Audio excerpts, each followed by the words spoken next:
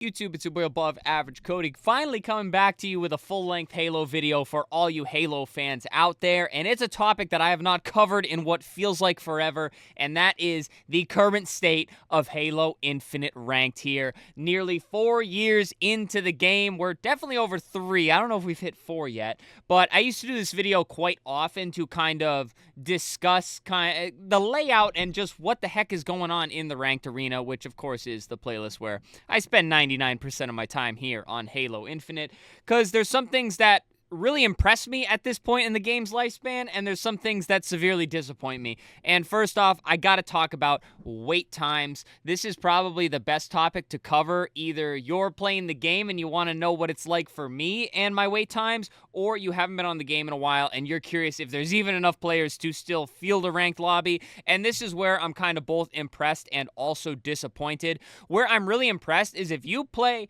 at the prime time, like mid to late afternoon, East Coast time, when things are really popping, everybody's grinding, I'm finding games like bang, bang, bang instantly. And with the new stream schedule, that's exactly when I'm playing. So kind of the new work schedule and Halo Infinite being 3 to 4 years old, it couldn't have worked out better for me. But I will say, I'm sure if you're in a quieter area of the world, I know some of you have been struggling for a long, long time. It wouldn't shock me if a lot of y'all gave up on the game quite a while ago. But the player base is extremely steady, and that's where I'm a little disappointed, is where if you're in a place where there is not a lot of players, obviously not the East Coast US, or you're playing at those off times during like maybe the early morning if you're going off East Coast time. I'm disappointed that a lot of y'all can't find games, and I wouldn't blame y'all if you still weren't playing. I wish they would adjust it so that you could just get high ping games, because let's be real, I would rather find a game quickly with higher ping than sit forever and wait for that perfect ping game, which is why I search on Expanded. But there's still more than enough players on this game, guys, to field lobbies. And like I said, if you're playing at that prime time of the day where most players will be in the ranked arena, you find games very, very quickly. And social playlists, man, anytime I'm searching social, the games are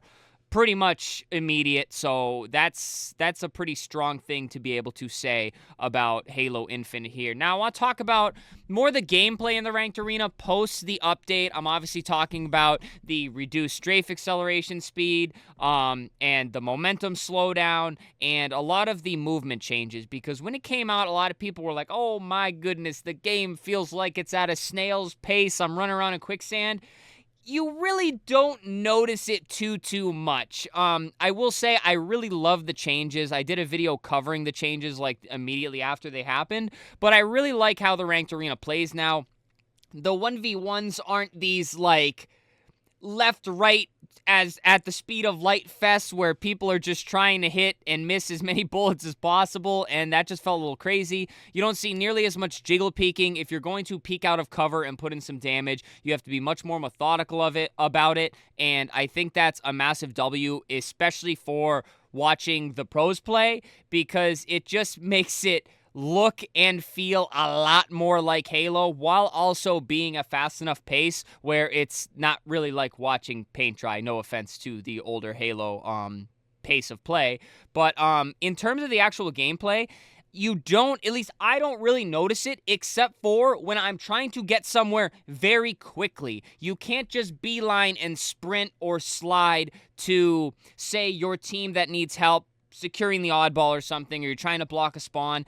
The long slides or fast slides, curb slides, whatever you call them, are so much more important. And I don't want to say that this like expands the skill gap or anything, but if you are not hitting the curb slides and things like that, you are getting to some of the action noticeably slower, and I think that is just even better of a change to the overall pacing of this game, which again, it's much more competitive, and I like the flow of it a lot more, as opposed to it just being a really fast, crazy strafe fest. Now, that's a lot of positives I have to say about the game, because again, pretty decent player base for how far we are into the game. They've made some really good ranked and competitive changes in terms of pace of play for being this deep into the game.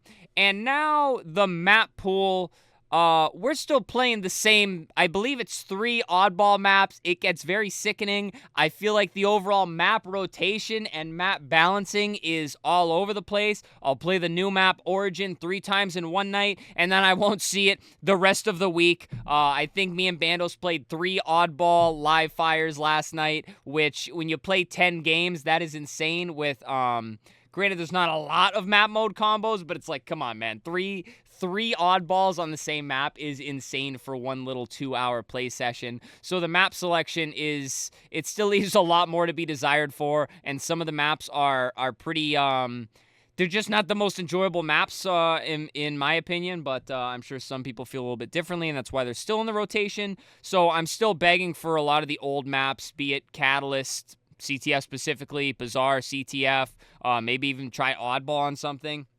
I'd like to see something be added. Obviously, the pros don't have to play on it, but just give me some variety here, or at least try to span it out where I'm not getting the same map 3 times in one night, which I don't even know how easy that would be to do. Now, talking about the last 2 things I want to cover are the overall, the weapons and the balancing and things like that. And then also, of course, I have to briefly touch upon the servers and things like that, which I guess I'll start there, guys.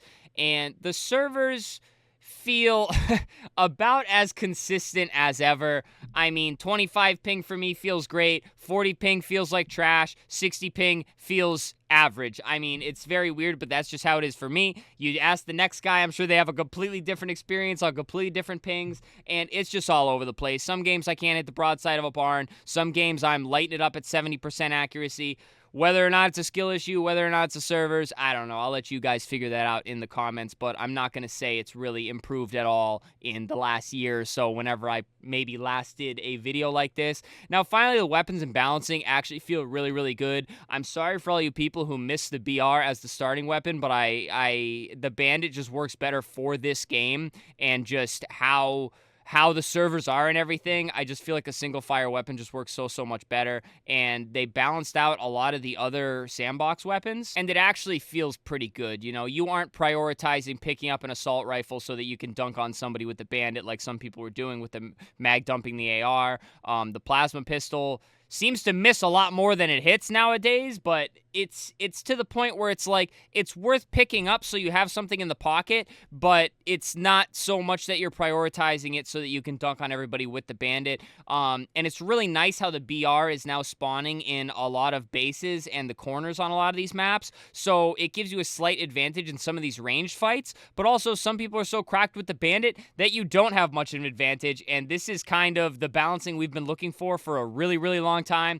and I think it's probably in the best place that it has been. There's not really any specific weapon where I can say something is absolutely insane and unfair, outside of maybe power weapons, but that's the whole point of them being a power weapon. But guys, that's pretty much everything that I wanted to cover here in the video. One last little nugget I'll throw in, but this has a lot of different variables.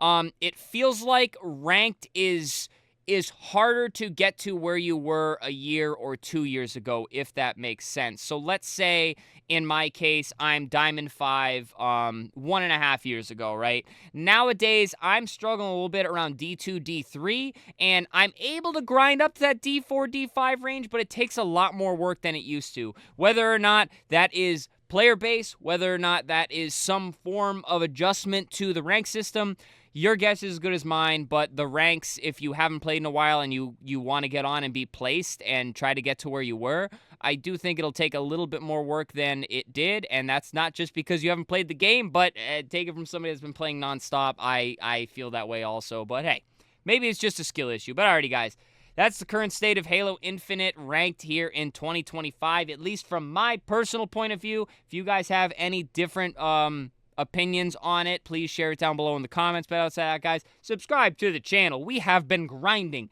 Halo Infinite ranked nonstop on stream, and Onyx is happening this season, this reset, this update. I don't know what we call it now. It's definitely not a season, but they reset maybe about every 2 to 3 months, it seems. But we're hitting Onyx. So subscribe and follow along with the grind, guys. Hit the thumbs up on the video.